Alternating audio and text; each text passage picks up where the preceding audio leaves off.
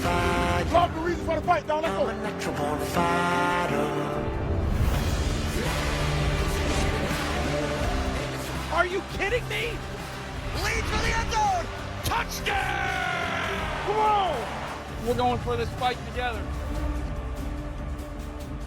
After this week, the combined record for the next three Patriots opponents is 1-11, but they got to worry about tonight. The undefeated Buffalo Bills on Sunday Night Football. Stephon Diggs makes his return to Buffalo as a member of these Patriots, who are trying to win back-to-back games for the first time since 2022.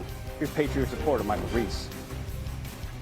Drake May called Sunday's game against the Bills a great gauge for the Patriots, a checkpoint to see what we've got and what we can handle.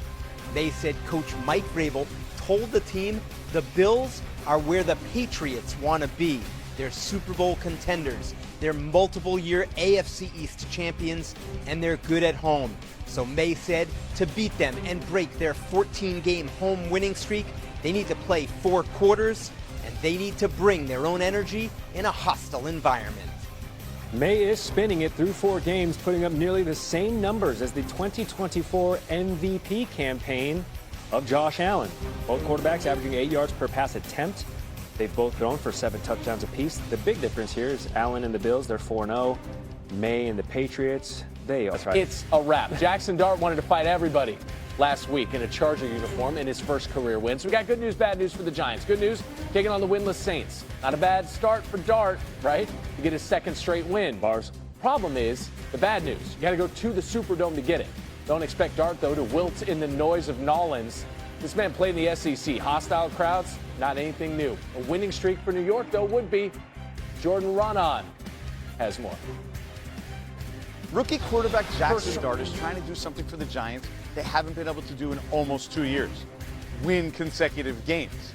The last time the Giants strung together victories, it was with Tommy DeVito at quarterback during the 2023 season. Dart and the Giants are going to have to do it on the road in New Orleans without their top offensive weapon and wide receiver Malik Neighbors. He's out for the season with a torn ACL. The likelihood is the Giants are going to fill that void by committee. Head coach Brian Daboll said everybody's going to have to do their part. Perhaps the biggest beneficiaries are going to be wide receiver Darius Slayton and tight end Theo Johnson, both who should see their targets increase dramatically without Neighbors in the lineup. Herm Edwards with us now. Coach, there's no Malik Neighbors for Jackson Dart or the rest of the Giants offense, but how can Dart take what he did well in last week's season debut and roll it forward against the Saints? Well, I think if you're the Giants, first of all, starts with your running game. Scatterboo all of a sudden became a Giant fan favorite, right? Sure. Rightly so. He's a big, powerful back. And then Jackson Dart, I think he does a nice job of extending plays with his legs. Just has to be careful. Guy plays with a lot of energy. He's got to know when to protect himself. Obviously, when you think about the passing game, you still have Slayton and they have Robinson. Get the ball to those guys. So they're in good shape. This is a game that the Giants should win. Yeah. They're a better team than the Saints right now. The Saints are 0-4 for a reason. They're not playing very well. This is a must-win for the Giants. From a rookie quarterback who made his first start and his subsequent first win last week in Jackson Dart, we got another one starting today in London. What do you need to see from Dylan Gabriel, who gets the start for the Browns against the Vikings? What I saw in the preseason, he was very, very accurate with the football. Sure. He's a timing quarterback. He's not going to beat you vertically throwing the ball down the field, but he gets the ball out of his hand very well. He throws it in nice spots. Offense is not too big for him. Watch him here. He just gets the ball out. He throws it to the open guy. He keeps the chains moving. So I like his style of play. Sure. He's left-handed. Reminds me a lot of a guy that played there a long time ago when you think about the Browns. You know, and it was your San Diego State guy way back. Yeah. See, and so, you know, the thing they like about him, ball's out. Sure. He gets the ball out. Like Brian Sipe. Brian Sipe was here back in the day from San Diego State. Reminds me a lot of Brian Sipe. Same height, same demeanor. Right? Good quarterback. There's a great defense in Cleveland, and you're going against a Minnesota guy and Carson Wentz getting the start. I mean, it had to set the world on fire. It's an opportunity for Cleveland. What do you see on the defensive side of the football for these Browns? Well, obviously, look, Carson Wentz has seen everything you can imagine as a quarterback. So you're not going to fool him, right? Can you get him to turn the ball over? Can you bring pressure and make him, you know, throw the ball to you? That's going to be the key. Yeah. They've been hanging out. Coach Herm Edwards hanging out with us all morning on SportsCenter and getting the table set for Week 5 in the NFL. All right, NFL Now, there are facts and there are emotions when it comes to the Eagles passing game, or lack thereof. The emotions include top wideout A.J. Brown getting in his Twitter subtweet feels after a Sunday win in Tampa that saw him have 2 receptions for 7 yards. The facts back him up, though. The Eagles ranked 31st in passing, 138 passing yards per game. Quarterback Jalen Hurts had none passing yards in the second half last week. Here's another fact that matters. The Eagles are perfect. They're 4-0 as they host the Broncos this afternoon, and that is why Sal Paolantonio is in Philly for us. Sal, what more can you tell us about this A.J. Brown, Jalen Hurts dynamic, possibly impacting this struggling passing offense? Good morning there, Randy Scott. Beautiful day for a football game here in South Philadelphia. I'm glad you mentioned that 4-0 stat for the Philadelphia Eagles. Let me give you a couple more. The Eagles have won 10 in a row, 20 of their last 21. But you know how you do that? You're constantly assessing and reassessing where you are as a football team.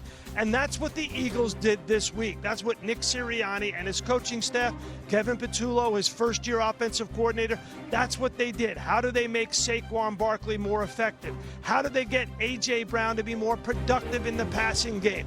Well, listen to Jalen Hurts and A.J. Brown talk about this reassessment, where they are and where they're going. I think it's a bad thing for wanting the ball. It's not just for targets or anything to put numbers up, but no, I see that that we're struggling, and I'm a guy that wants the ball in those times when we can't find a way. Give it to me. Like when the game's on the line, give the ball to me. It's not just 2 people. It's a collective thing. It's about the offense generating and being what we believe it could be, and what we've shown it can be. And so that's every aspect of our game. Take a look at these numbers. This is a really good indication of what Jalen Hurts is talking about. Find a way on offense. Find a way to be more creative. First 4 games, static, vanilla, predictable, play action pass, just 18% of their dropbacks, 28th in the National Football League.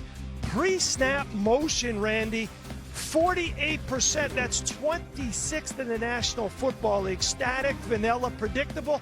I got another number for you, Randy. When Jalen Hurts is under center or the pistol formation, the Eagles run the ball 81% of the time. That is very predictable. I was just out on the field here with Sean Payton. We were talking about his old days when he was the Eagles head coach. He's got quite a defense. On the Eagles staff here, he's got quite a defense. This is a tough matchup. Yeah. Denver Broncos on defense for the Philadelphia Eagles. Patrick Surtain is on A.J. Brown all day. They grade out as the best pass rush in the National Football League. This is a difficult matchup for the Philadelphia Eagles going against Sean Payton and the Denver Broncos defense today. And not to just pick on the passing game as well. Explosive plays have been tough to come by on the ground as well for the Eagles this year. You heard him say it. Tough defense coming in with these Broncos. That's Sal Paolantonio, South Philly. Appreciate you, Sal Pal. Thank you.